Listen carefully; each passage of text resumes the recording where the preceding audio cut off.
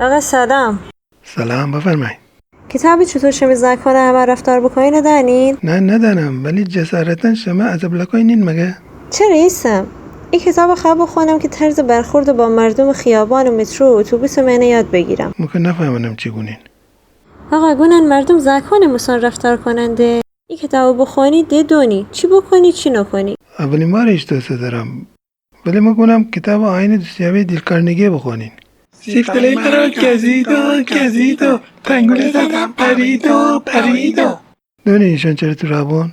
نه چرا؟ کتاب های عوضی بخوندنده. راسته گونین؟ کتاب عوضی خوندن خیلی خطرناکه. آه چه وحشتناکه که.